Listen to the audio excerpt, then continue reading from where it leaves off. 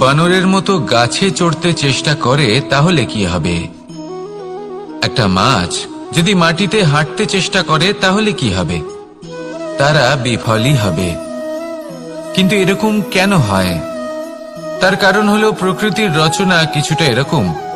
এখানে প্রত্যেকটি ব্যক্তিকে, প্রত্যেকটি প্রাণীকে আলাদা আলাদা গুণের অধিকারী করা হয়েছে এবং সকলকে একটা সীমাও প্রদান করা হয়েছে।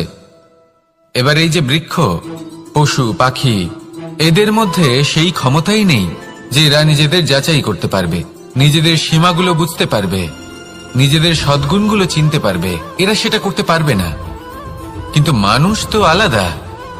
মানুষের কাছে সেই বিশেষ শক্তি আছে যে তারা পূর্ণরূপে নিজেদের যাচাই করতে পারবে, নিজেকে পূর্ণরূপে বুঝতে পারবে, নিজের দোষ, নিজের অপগুণ, নিজের সদ্গুণ, নিজেদের সীমাগুলো তারা বুঝতে পারবে। আর এটা অত্যন্ত গুরুত্বপূর্ণ। কথায় আছে যে যদি সাফল্য লাভ করতে হয় তাহলে নিজেকে যাচাই করে নিতে হবে। তাই নিজেকে যাচাই করুন, নিজের সাথে পরিচিত হয়ে যান এবং জীবনে কর্ম করতে থাকুন। সাফল্যের শিখরে অবশ্যই পৌঁছে যাবেন। আর ওখানে যদি যান তাহলে এই মন প্রসন্ন হয়ে অবশ্যই বলবে, রাধা রাধা। অন্ধকারাচ্ছন্ন রাত্রি যদি এসে থাকে তাহলে আলোকিত প্রকাশ নিয়ে সূর্যও অবশ্যই আসে। রোগ যদি এসে থাকে তাহলে তার ওষুধও অবশ্যই আসে। সমস্যা যদি আসে তাহলে সেই সমস্যার সমাধানও নিজে থেকেই আমাদের কাছে চলেই আসে। এই সংসার, এই জীবনের শুধুমাত্র একটাই নিয়ম আছে, আর তা হলো এটাই, এই সংসার হলো একটা চক্রের মতো। এতে শাশ্বত বলে কিছু নেই, নিত্য বলে কিছু নেই। আর যা কিছুই রয়েছে সব বদলাতে চলেছে। যদি আপনার জীবনে দুঃখ থাকে, সমস্যা থাকে, যদি আপনি বিপদ দ্বারা আচ্ছন্ন, তাহলে মনে রাখবেন সবকিছু বদলে যেতে চলেছে। দুঃখের সময় কাঁদবেন না, মনকে আরো দুঃখী করে তুলবেন না, কারণ এখানে যা কিছুই এসেছে তা যাওয়ার জন্যই এসেছে। তাহলে এত চিন্তা কিসের? আনন্দ সহকারে জীবন যাপন করুন আর আমার সাথে ভালোবেসে বলুন, রাধা রাধা। রাত্রিবেলায় যখন আলোকিত জোনাকিদের দেখেন তখন মন প্রসন্ন হয়ে ওঠে। এদের দেখতে খুবই সুন্দর লাগে। আর এমন ঠিক কেন হয়? প্রথম হলো এটাই যে রাতের বেলায় চতুর্দিক অন্ধকারাচ্ছন্ন থাকে। এমত অবস্থায় যদি আমরা কোথাও একটু প্রকাশ দেখি তাহলে সেটাই আশার কিরণের ন্যায় মনে হয়। সেই প্রকাশই আমাদের মন প্রসন্ন করে তোলে। আর সেই জন্য যে সকল মানুষ রাতের বেলায় কোনো জোনাকি দেখতে পান তারা প্রসন্ন হয়ে যান। এবার কখনো কখনো জীবনে আমাদের মনে হয় যে চতুর্দিকে শুধুমাত্র অন্ধকারই হয়ে আছে। প্রত্যেকেরই তা কখনো মনে হয়। আর তখনই আমাদের নিরাশ হলে চলবে না, আমাদের দুঃখী হলে চলবে না। সেই সময় আমাদের খুঁজতে হবে নিজেদের আশেপাশে, চতুর্দিকে আর কোথাও না কোথাও আমরা প্রকাশ অবশ্যই দেখতে পাবো, আশার একটা কিরণ অবশ্যই দেখতে পাবো। কেউ এমন একটা কর্ম করেন যেটা দেখে আমরা প্রেরিত হয়ে যাই। আর এমন কোনো কর্ম যদি আপনারা করেন তাহলে সেই কর্ম আপনার মনকে প্রসন্ন ভাব, আনন্দ এবং ভালোবাসা দ্বারা ভরিয়ে তুলবে। আপনার অন্তরে সেই অন্ধকারের অন্ত করবে, দুঃখেরও অন্ত করবে। আর এই মন প্রসন্ন ভাব নিয়ে বলবে, রাধা রাধা। মনুষ্য জীবনের সবথেকে বেশি গুরুত্বপূর্ণ বিষয় হল মনের একাগ্রতা। এই সংসারের যে কটি মহান কার্য সম্পাদন হয়েছে তা হল মনের এই একাগ্রতার একমাত্র ফল।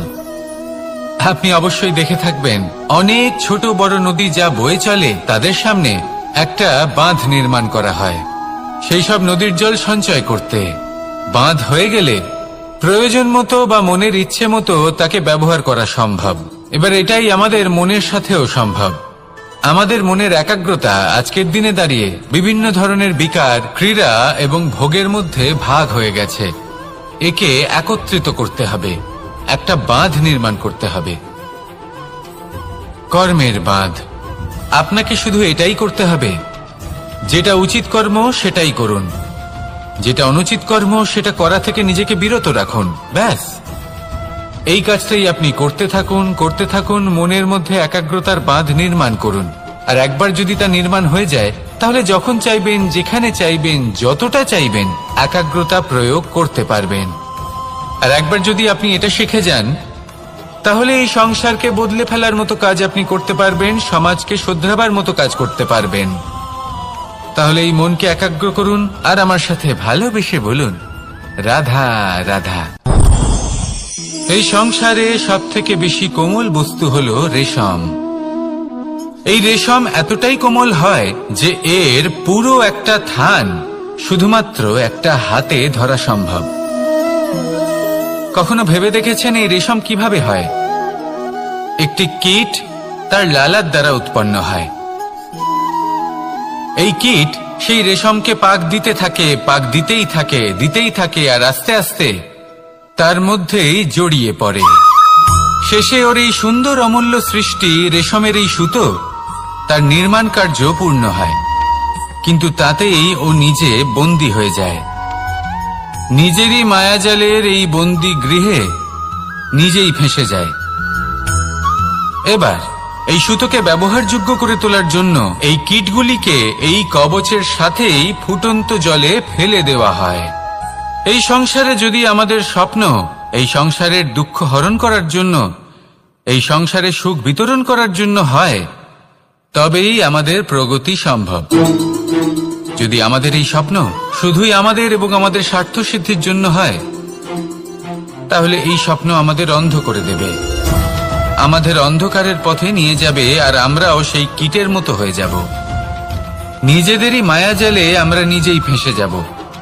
আর শেষে আমরা যদি কিছু লাভ করি, তা হবে একাকিত্ব, অন্ধকারময় মৃত্যু।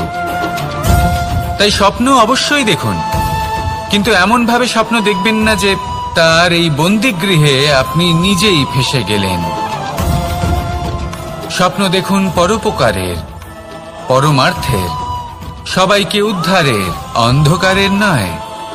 তবেই কল্যাণ হবে, আর তবেই এই হৃদয় প্রসন্ন হয়ে বলবে, রাধা রাধা।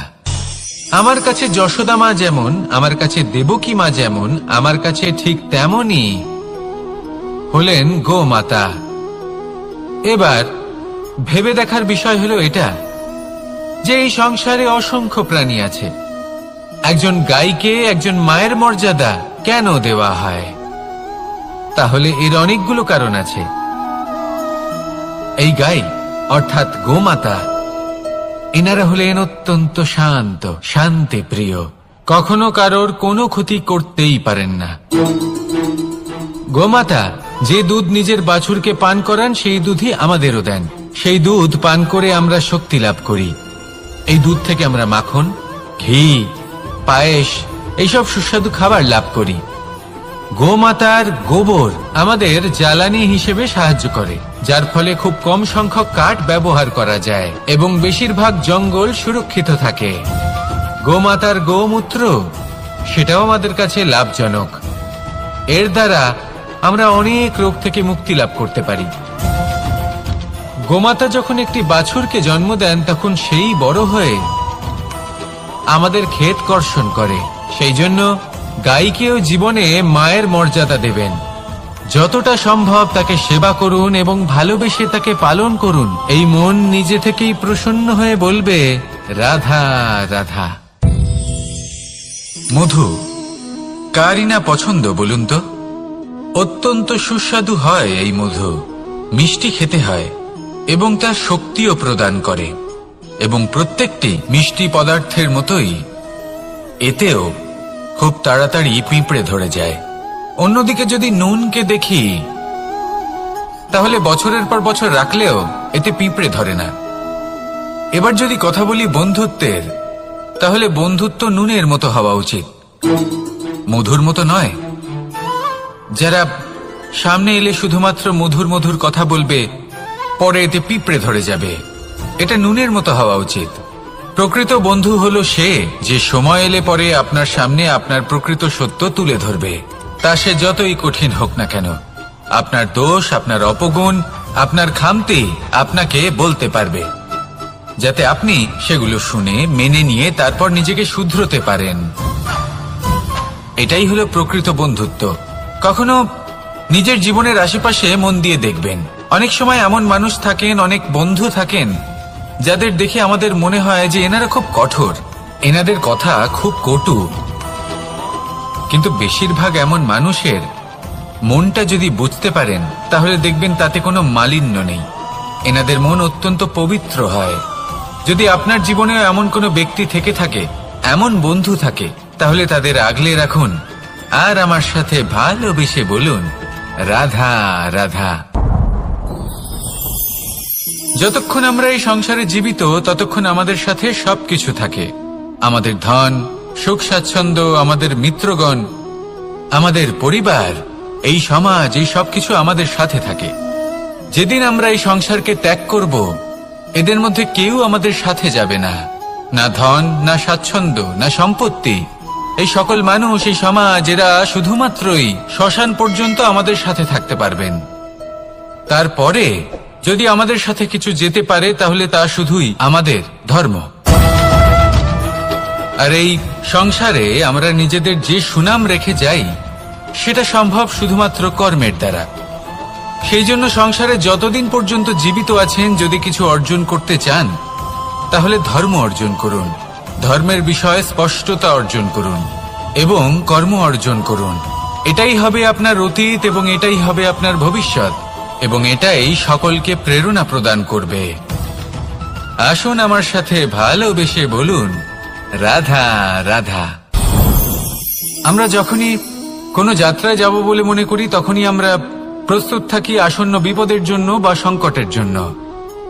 যেমন যদি আমাদের মনে হয় যে আজকের পরিবেশ খুব ঠান্ডা হবে, তাহলে আমরা গরম বস্ত্র ধারণ করি বা সেটাকে সাথে নিয়ে যাই। যদি মনে হয় যে বৃষ্টি হতে পারে বা বৃষ্টি হয়ে চলেছে, আমরা দেখছি, তাহলে আমরা একটা ছাতা সাথে নিয়ে নিই। আমরা প্রস্তুত থাকতে চাই এবং এটাই উচিত, এবং সেই কারণেই আমরা যাত্রায় সাফল্য লাভ করি।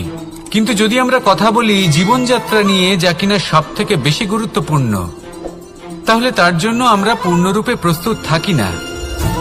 আশেপাশের মানুষ, এই সমাজ, আমাদের সাথী, আমাদের মিত্ররা যে কোনো মুহূর্তে বদলে যেতে পারেন।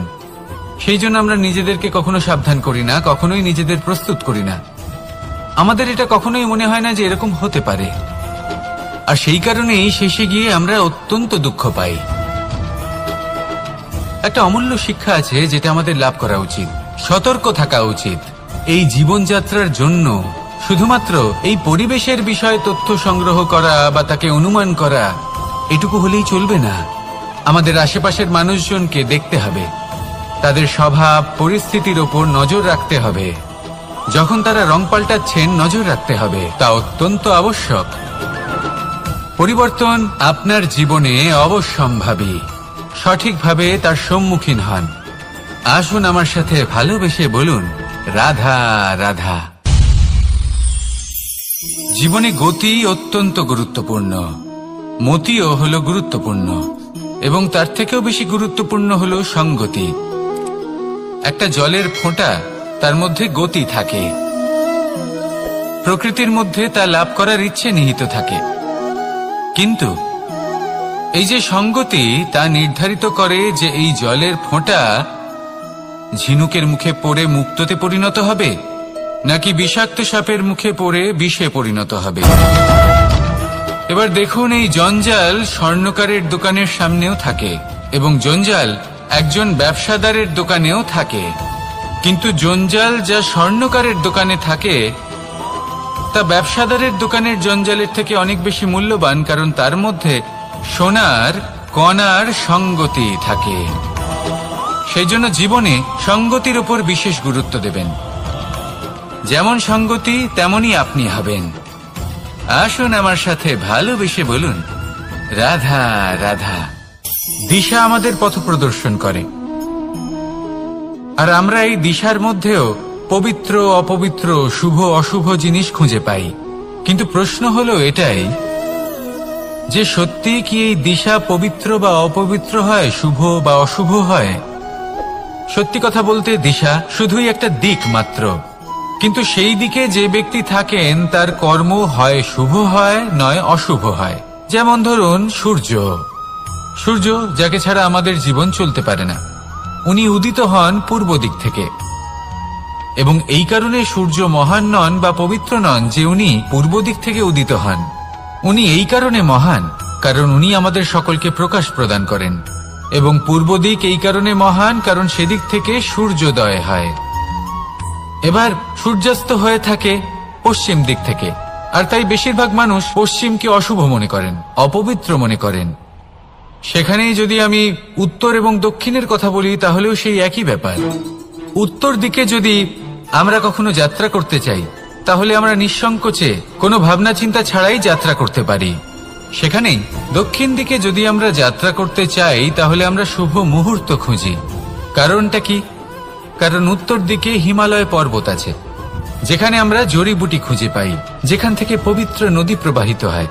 সেখানেই দক্ষিণ দিকে আছে বিশাল নোনা জলের সাগর। এমন একটা স্থানও আছে যেখানে লঙ্কাপতি রাবণ থাকতেন। আর হয়তো এই সকল কর্মের কারণেই আমাদের দৃষ্টিভঙ্গি এমন হয়ে গেছে। তাই আপনার কর্ম সবসময় যথাসম্ভব শ্রেষ্ঠ রাখুন, কারণ আপনার কর্ম শুধু আপনার জন্যই নয়। আপনি যেখানে আছেন, আপনার কুল, আপনার স্থান, আপনার দিশা, এই সবকিছুর ওপর তার প্রভাব পড়বে। তাই সবসময় শুভ কর্ম করুন এবং আমার সাথে ভালোবেসে বলুন রাধা রাধা।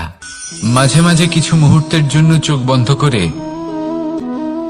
ধ্যানের বেদিতে বসে ধ্যান করতে চেষ্টা করুন আর বোঝার চেষ্টা করুন যে আমরা সর্বপ্রথম কি দেখতে পাচ্ছি, কি অনুভব করছি। আপনি দেখতে পাবেন সবার আগে আপনার চোখের সামনে আপনার দুষ্কর্মগুলিকে, আপনার লুকিয়ে থাকা ক্রোধ, অন্তরের যন্ত্রণা, ভয়, নিরাশা, এই সব কিছুই সবার আগে দেখতে পাবেন আপনি। আর এই সবকিছুই আমাদের দুঃখের কারণ হয়ে ওঠে। এই সবকিছুর সারমর্ম কি? সারমর্ম শুধু একটাই, সেটা হলো এই যে আমাদের এই মন তা কিন্তু দুষ্কর্ম পছন্দই করে না। আমাদের এই মন একটা সুখময় জীবন যাপন করতে চায়, সৎকর্ম করতে চায়। তাই এটাই করুন, শুভ চিন্তা করুন, শুভ কর্ম করুন, ইতিবাচক মনোভাব নিয়ে জীবনে অগ্রসর হন। তারপর চোখ বন্ধ করে অন্তরে দেখতে থাকুন। দুঃখের আভাসই পাবেন না। এই মন প্রসন্নতা এবং প্রেমের দ্বারা পূর্ণ হবে এবং বারবার বলে উঠবে রাধা রাধা। মানুষের জীবনে তিনটি গুণ অত্যন্ত প্রয়োজনীয়: শ্রদ্ধা, বিনম্রতা, যোগ্যতা।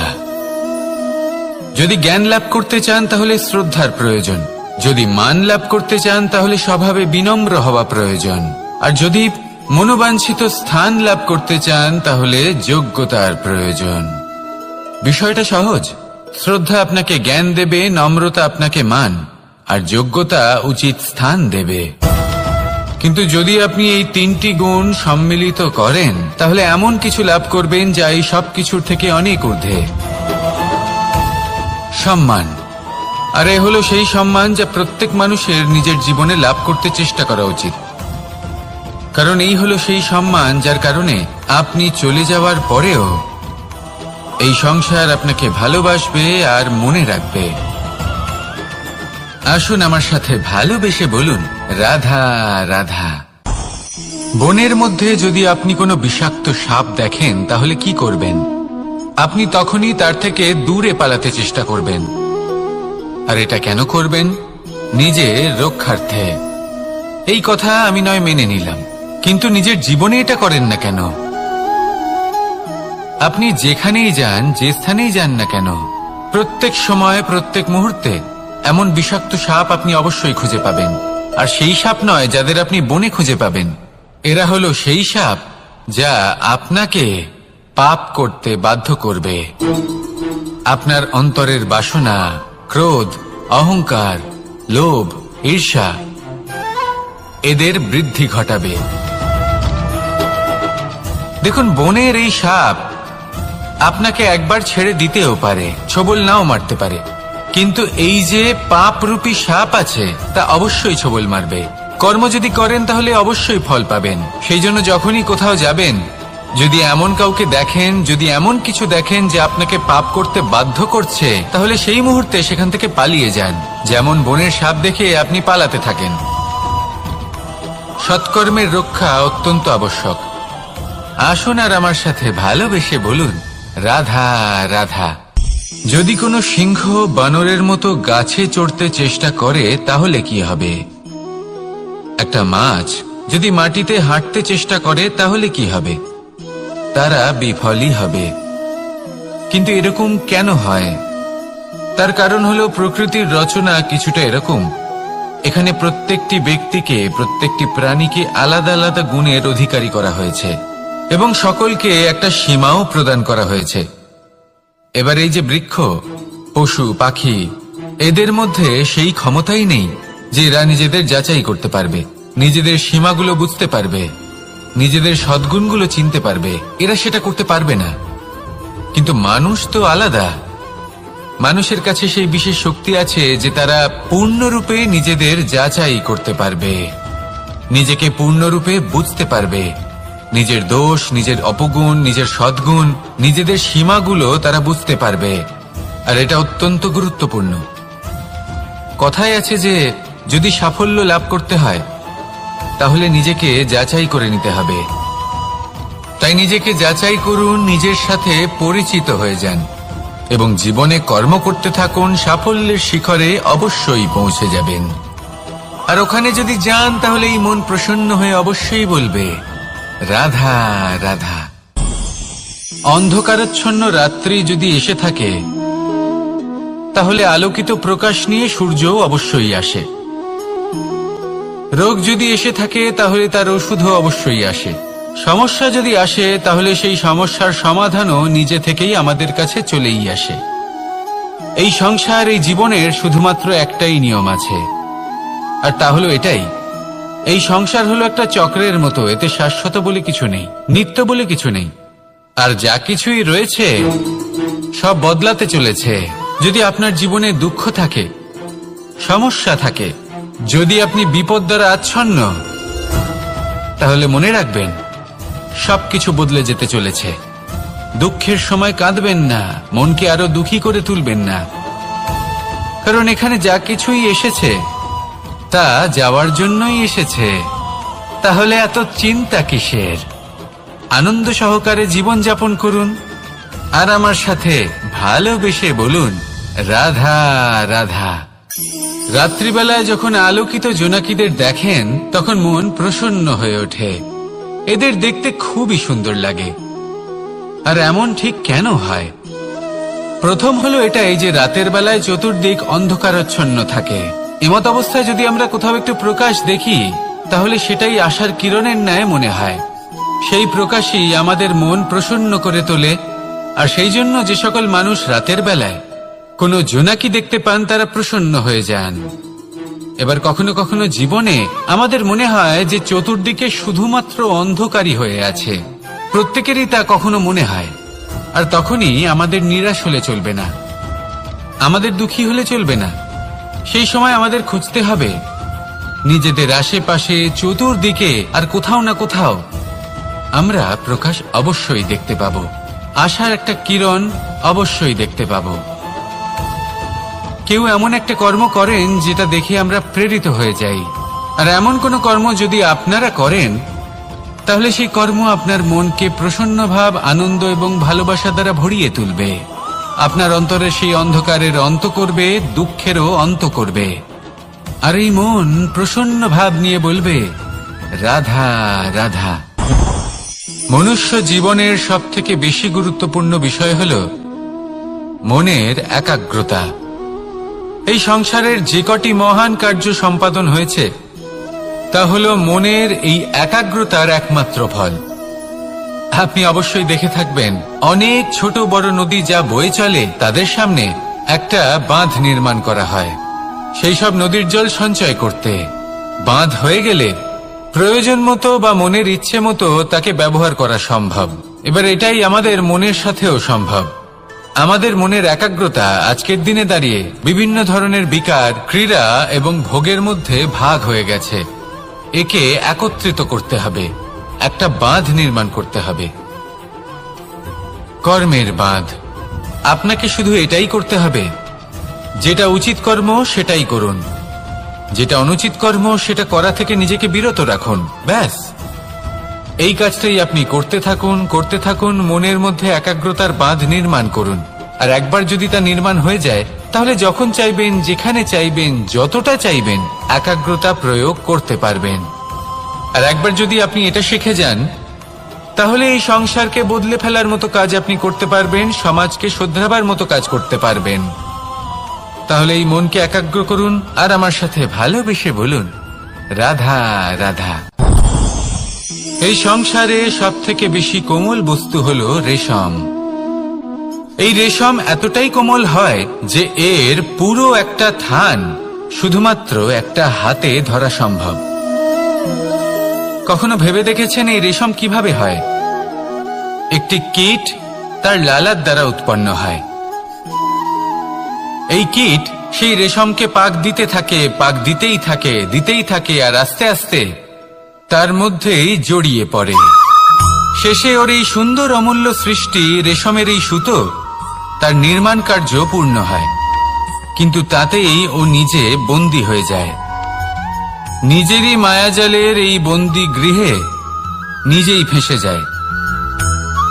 এবার এই সুতোকে ব্যবহারযোগ্য করে তোলার জন্য এই কীটগুলিকে এই কবচের সাথেই ফুটন্ত জলে ফেলে দেওয়া হয়। এই সংসারে যদি আমাদের স্বপ্ন এই সংসারের দুঃখ হরণ করার জন্য, এই সংসারে সুখ বিতরণ করার জন্য হয়, তবেই আমাদের প্রগতি সম্ভব। যদি আমাদের এই স্বপ্ন শুধুই আমাদের এবং আমাদের স্বার্থ সিদ্ধির জন্য হয়, তাহলে এই স্বপ্ন আমাদের অন্ধ করে দেবে, আমাদের অন্ধকারের পথে নিয়ে যাবে, আর আমরাও সেই কীটের মতো হয়ে যাব। নিজেদেরই মায়াজালে আমরা নিজেই ফেঁসে যাব, আর শেষে আমরা যদি কিছু লাভ করি তা হবে একাকিত্ব, অন্ধকারময় মৃত্যু। তাই স্বপ্ন অবশ্যই দেখুন, কিন্তু এমন ভাবে স্বপ্ন দেখবেন না যে তার এই বন্দিগৃহে আপনি নিজেই ফেঁসে গেলেন। স্বপ্ন দেখুন পরোপকারের, পরমার্থের, সবাইকে উদ্ধারের, অন্ধকারের নয়। তবেই কল্যাণ হবে, আর তবেই হৃদয় প্রসন্ন হয়ে বলবে, রাধা রাধা। আমার কাছে যশোদা মা যেমন, আমার কাছে দেবকী মা যেমন, আমার কাছে ঠিক তেমনই হলেন গোমাতা।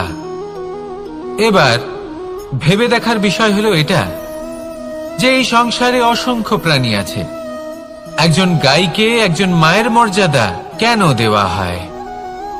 তাহলে এর অনেকগুলো কারণ আছে। এই গাই অর্থাৎ গোমাতা, এনারা হলেন অত্যন্ত শান্ত, শান্তি প্রিয়, কখনো কারোর কোনো ক্ষতি করতেই পারেন না। গোমাতা যে দুধ নিজের বাছুরকে পান করান, সেই দুধই আমাদেরও দেন। সেই দুধ পান করে আমরা শক্তি লাভ করি। এই দুধ থেকে আমরা মাখন, ঘি, পায়েস, এইসব সুস্বাদু খাবার লাভ করি। গোমাতার গোবর আমাদের জ্বালানি হিসেবে সাহায্য করে, যার ফলে খুব কম সংখ্যক কাঠ ব্যবহার করা যায় এবং বেশিরভাগ জঙ্গল সুরক্ষিত থাকে। গোমাতার গোমূত্র, সেটাও আমাদের কাছে লাভজনক। এর দ্বারা আমরা অনেক রোগ থেকে মুক্তি লাভ করতে পারি। গোমাতা যখন একটি বাছুরকে জন্ম দেন, তখন সেই বড় হয়ে আমাদের ক্ষেত কর্ষণ করে। সেই জন্য গাইকেও জীবনে মায়ের মর্যাদা দেবেন।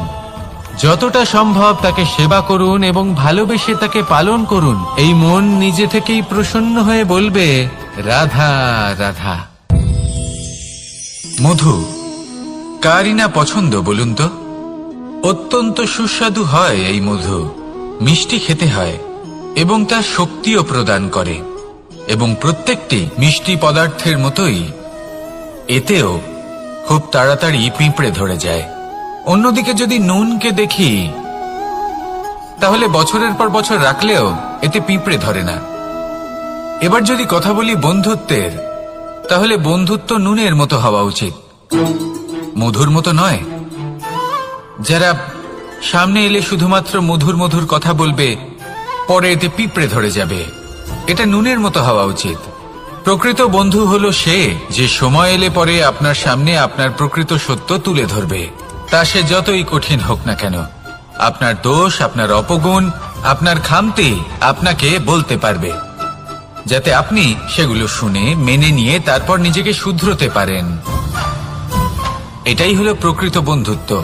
কখনো নিজের জীবনের আশেপাশে মন দিয়ে দেখবেন, অনেক সময় এমন মানুষ থাকেন, অনেক বন্ধু থাকেন যাদের দেখে আমাদের মনে হয় যে এনারা খুব কঠোর, এনাদের কথা খুব কটু। কিন্তু বেশিরভাগ এমন মানুষের মনটা যদি বুঝতে পারেন তাহলে দেখবেন তাতে কোনো মালিন্য নেই, এনাদের মন অত্যন্ত পবিত্র হয়। যদি আপনার জীবনেও এমন কোনো ব্যক্তি থেকে থাকে, এমন বন্ধু থাকে, তাহলে তাদের আগলে রাখুন আর আমার সাথে ভালোবেসে বলুন, রাধা রাধা। যতক্ষণ আমরা এই সংসারে জীবিত ততক্ষণ আমাদের সাথে সবকিছু থাকে, আমাদের ধন, সুখ স্বাচ্ছন্দ্য, আমাদের মিত্রগণ, আমাদের পরিবার, এই সমাজ, এই সবকিছু আমাদের সাথে থাকে। যেদিন আমরা এই সংসারকে ত্যাগ করব, এদের মধ্যে কেউ আমাদের সাথে যাবে না, না ধন, না স্বাচ্ছন্দ্য, না সম্পত্তি। এই সকল মানুষ, এই সমাজ, এরা শুধুমাত্রই শ্মশান পর্যন্ত আমাদের সাথে থাকতে পারবেন। তারপরে যদি আমাদের সাথে কিছু যেতে পারে তাহলে তা শুধুই আমাদের ধর্ম। আর এই সংসারে আমরা নিজেদের যে সুনাম রেখে যাই সেটা সম্ভব শুধুমাত্র কর্মের দ্বারা। সেই জন্য সংসারে যতদিন পর্যন্ত জীবিত আছেন, যদি কিছু অর্জন করতে চান তাহলে ধর্ম অর্জন করুন, ধর্মের বিষয়ে স্পষ্টতা অর্জন করুন এবং কর্ম অর্জন করুন। এটাই হবে আপনার অতীত এবং এটাই হবে আপনার ভবিষ্যৎ, এবং এটাই সকলকে প্রেরণা প্রদান করবে। আসুন আমার সাথে ভালোবেসে বলুন, রাধা রাধা। আমরা যখনই কোনো যাত্রায় যাব বলে মনে করি তখনই আমরা প্রস্তুত থাকি আসন্ন বিপদের জন্য বা সংকটের জন্য। যেমন যদি আমাদের মনে হয় যে আজকের পরিবেশ খুব ঠান্ডা হবে, তাহলে আমরা গরম বস্ত্র ধারণ করি বা সেটাকে সাথে নিয়ে যাই। যদি মনে হয় যে বৃষ্টি হতে পারে বা বৃষ্টি হয়ে চলেছে, আমরা দেখছি, তাহলে আমরা একটা ছাতা সাথে নিয়ে নিই। আমরা প্রস্তুত থাকতে চাই এবং এটাই উচিত, এবং সেই কারণেই আমরা যাত্রায় সাফল্য লাভ করি। কিন্তু যদি আমরা কথা বলি জীবনযাত্রা নিয়ে, যা কিনা সব থেকে বেশি গুরুত্বপূর্ণ, তাহলে তার জন্য আমরা পূর্ণরূপে প্রস্তুত থাকি না। আশেপাশের মানুষ, এই সমাজ, আমাদের সাথী, আমাদের মিত্ররা যে কোনো মুহূর্তে বদলে যেতে পারেন। সেই জন্য আমরা নিজেদেরকে কখনো সাবধান করি না, কখনোই নিজেদের প্রস্তুত করি না। আমাদের এটা কখনোই মনে হয় না যে এরকম হতে পারে, আর সেই কারণেই শেষে গিয়ে আমরা অত্যন্ত দুঃখ পাই। একটা অমূল্য শিক্ষা আছে যেটা আমাদের লাভ করা উচিত, সতর্ক থাকা উচিত। এই জীবনযাত্রার জন্য শুধুমাত্র এই পরিবেশের বিষয়ে তথ্য সংগ্রহ করা বা তাকে অনুমান করা এটুকু হলেই চলবে না। আমাদের আশেপাশের মানুষজনকে দেখতে হবে, তাদের স্বভাব পরিস্থিতির ওপর নজর রাখতে হবে। যখন তারা রং পাল্টাচ্ছেন নজর রাখতে হবে, তা অত্যন্ত আবশ্যক। পরিবর্তন আপনার জীবনে অবশ্যম্ভাবী, সঠিকভাবে তার সম্মুখীন হন। আসুন আমার সাথে ভালোবেসে বলুন, রাধা রাধা। জীবনে গতি অত্যন্ত গুরুত্বপূর্ণ, মতিও হলো গুরুত্বপূর্ণ, এবং তার থেকেও বেশি গুরুত্বপূর্ণ হলো সঙ্গতি। একটা জলের ফোঁটা, তার মধ্যে গতি থাকে, প্রকৃতির মধ্যে তা লাভ করার ইচ্ছে নিহিত থাকে। কিন্তু এই যে সঙ্গতি, তা নির্ধারিত করে যে এই জলের ফোঁটা ঝিনুকের মুখে পড়ে মুক্ততে পরিণত হবে, নাকি বিষাক্ত সাপের মুখে পড়ে বিষে পরিণত হবে। এবার দেখুন, এই জঞ্জাল স্বর্ণকারের দোকানের সামনেও থাকে, এবং জঞ্জাল একজন ব্যবসাদারের দোকানেও থাকে। কিন্তু জঞ্জাল যা স্বর্ণকারের দোকানে থাকে তা ব্যবসাদারের দোকানের জঞ্জালের থেকে অনেক বেশি মূল্যবান, কারণ তার মধ্যে সোনার কণার সঙ্গতি থাকে। সেই জন্য জীবনে সঙ্গতির উপর বিশেষ গুরুত্ব দেবেন। যেমন সঙ্গতি তেমনই আপনি হবেন। আসুন আমার সাথে ভালোবেসে বলুন, রাধা রাধা। দিশা আমাদের পথ প্রদর্শন করে, আর আমরা এই দিশার মধ্যেও পবিত্র অপবিত্র, শুভ অশুভ জিনিস খুঁজে পাই। কিন্তু প্রশ্ন হলো এটাই যে সত্যি কি এই দিশা পবিত্র বা অপবিত্র হয়, শুভ বা অশুভ হয়? সত্যি কথা বলতে দিশা শুধুই একটা দিক মাত্র, কিন্তু সেই দিকে যে ব্যক্তি থাকেন তার কর্ম হয় শুভ হয় নয় অশুভ হয়। যেমন ধরুন সূর্য যাকে ছাড়া আমাদের জীবন চলতে পারে না, উনি উদিত হন পূর্ব দিক থেকে, এবং এই কারণে সূর্য মহান নন বা পবিত্র নন যে উনি পূর্ব দিক থেকে উদিত হন। উনি এই কারণে মহান কারণ উনি আমাদের সকলকে প্রকাশ প্রদান করেন, এবং পূর্ব দিক এই কারণে মহান কারণ সেদিক থেকে সূর্যোদয় হয়।